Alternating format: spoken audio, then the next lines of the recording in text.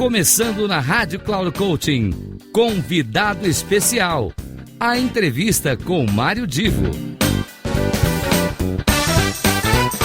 Queridos amigos ouvintes da Rádio Cloud Coaching, aqui é Mário Divo com mais um convidado especial. Aliás, hoje é um convidado especialíssimo, porque é um craque. O Heródoto Barbeiro é uma pessoa que tem uma presença muito grande na área do jornalismo, da televisão, mas eu vou começar, Heródoto, agradecendo a sua presença e lhe perguntando como é que foi a vida inicial de um professor de história num cursinho objetivo, lá em São Paulo, para essa frente toda que você abriu no jornalismo, inclusive na política, mas vamos nos deter ao jornalismo. Mais uma vez, obrigado pela sua presença. Olha, eu é que agradeço, para mim é uma honra participar com você e com todos aqueles que te acompanham. Olha, eu fui professor durante 25 anos. Eu dei aula de história, dei aula de cultura brasileira, dei aula de ética, dei aula na faculdade de jornalismo, dei aula na faculdade de história da Universidade de São Paulo, onde eu fiz carreira na área de história da América. Então eu fui uma pessoa eu sou um jornalista tardio. Para você ter uma ideia, eu passei a viver de jornalismo quando eu tinha 42 anos de idade. Até então eu vivia de dar aula, né, em cursinho, inclusive, você citou o Objetivo, dei aula 16 anos lá, dei 12 anos aula na USP, então eu fui passando gradativamente, por dois motivos. Primeiro, porque eu, no cursinho, por exemplo, em outras escolas, eu dava aula de história contemporânea. A aula de história contemporânea mexe muito com a atualidade, mexe com o atual. Então eu tinha que estar completamente sempre informado sobre o que estava acontecendo no Brasil, no mundo, para poder dar as aulas, preparar as aulas. Então esse foi um ponto. O segundo foi que naquele período, as aulas à distância começaram.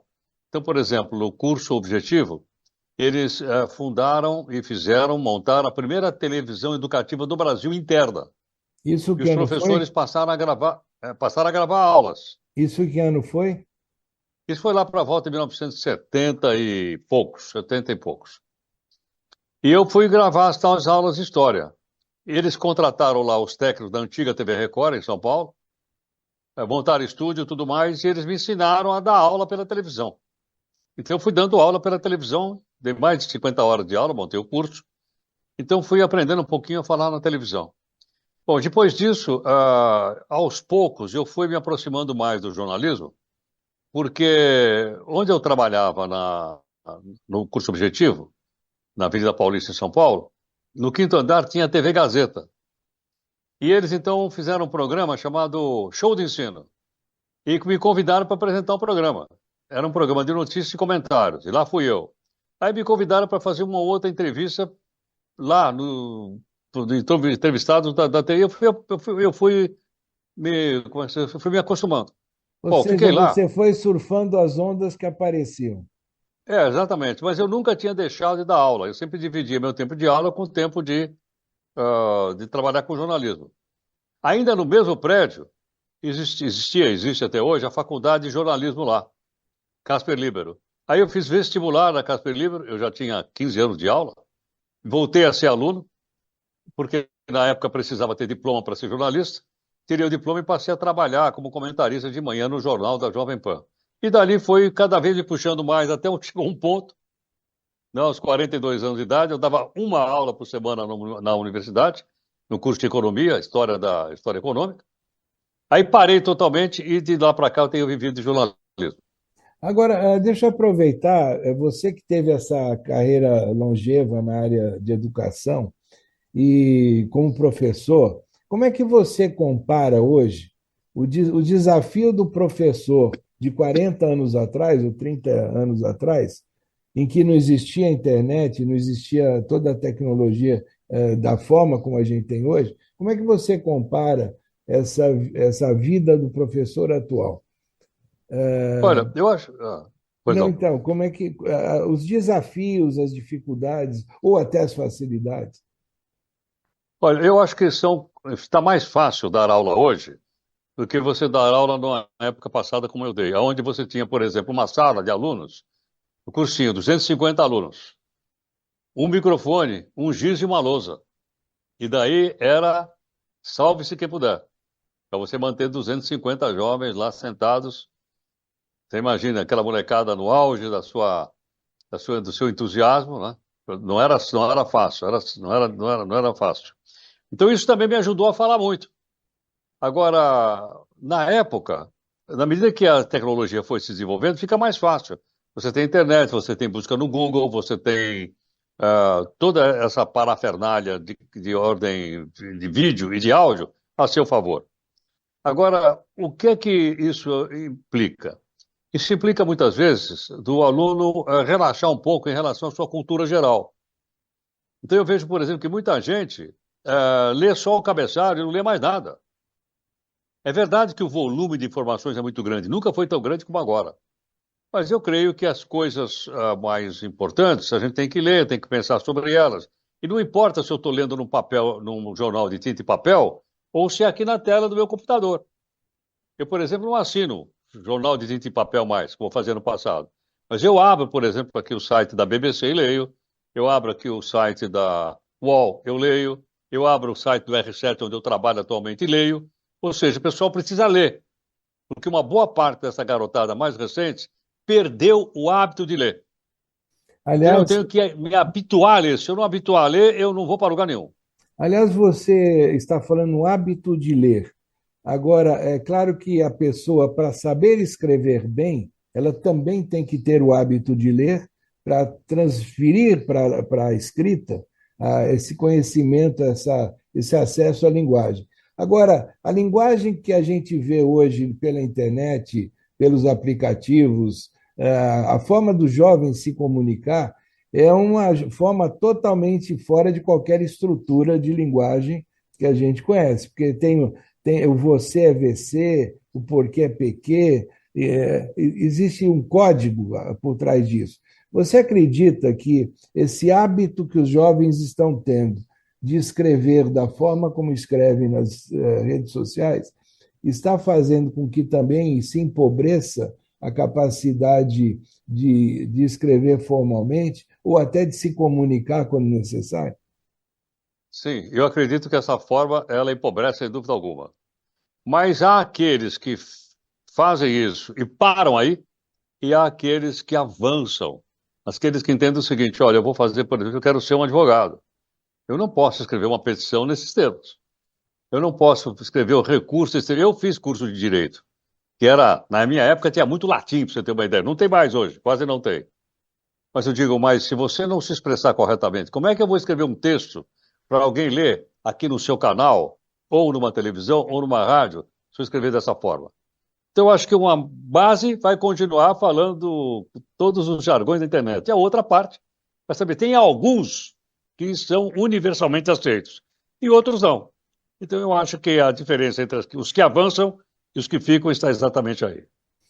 E hoje você que está dentro de um ambiente televisivo, como é que você vê a questão do impacto da inteligência artificial? Porque você acompanha as notícias, tudo que hoje se fala em termos de inteligência artificial. Como é que você vê o impacto que a inteligência artificial pode ter na vida dessas futuras gerações? Olha, tem dois impactos. Um deles é o seguinte: é a diminuição de determinados empregos comidos pela inteligência artificial. Se você for hoje numa redação de jornal, de televisão, de rádio ou de multiplataforma, pouquíssimas pessoas têm lá. Eu trabalho em duas redações. Estão pouquíssimas. Por que razão? Porque essas plataformas, esses aplicativos, esses avanços tecnológicos, eles escrevem, eles montam. Você diz, bom, mas exclui o ser humano? Não, não exclui. Mas você precisa de menos seres humanos, haja visto que você recebe alguma coisa bruta só para você afinar e colocar no ar. Esse é um ponto. O outro ponto é você querer utilizar a inteligência artificial para escrever uma praga chamada de fake news ou de notícia falsa, que aparentemente é um fenômeno atual, mas não é. Se você voltar lá em 1920, 1921, 22, tem aquele famoso episódio na história do Brasil, episódio das cartas falsas, atribuídas ao candidato a presidente da República, que nunca escreveu aquilo, e o jornal publicou na primeira página, aí no Rio de Janeiro. E quando ele viu aquilo, Venceslau Braz, ele foi lá na redação do jornal e falou: escuta, mas essa letra não é minha. Aí o pessoal disse: não, eu vou fazer um estudo grafológico. Fizeram, não era dele.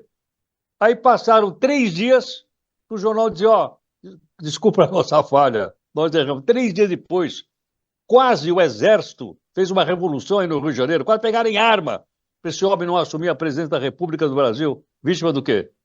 De uma fake news. Hoje o nome fake news, na época era chamado notícia falsa. Aliás, você que conhece muito bem a história, desde lá da época dos romanos, né, se costuma ter uma frase, ou pelo menos um conceito, de que a história é contada pelos mais fortes, né, ou por quem está no poder. Não existe isso. Então, às vezes a gente... Ou pelo vencedor.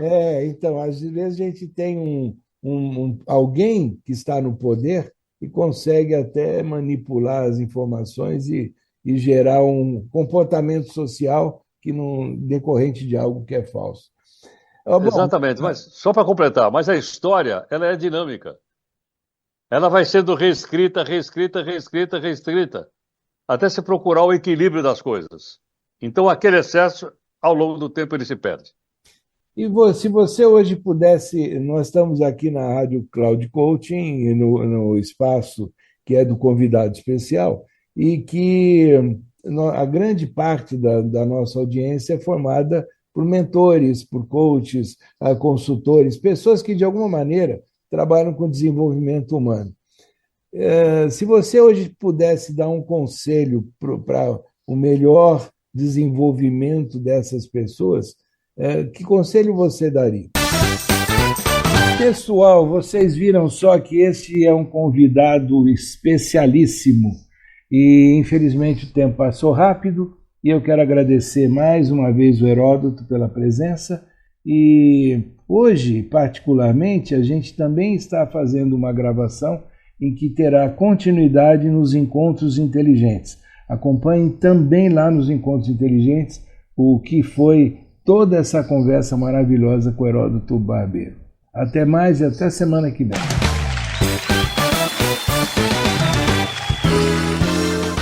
Chegamos ao final do programa Convidado Especial.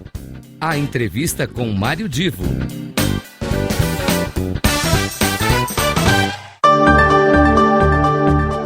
Se ligue! Semanalmente você ouve o programa Convidado Especial, sempre na segunda-feira às 15 horas, com reprise na terça às 5:30 da tarde e na sexta às 10 horas da manhã.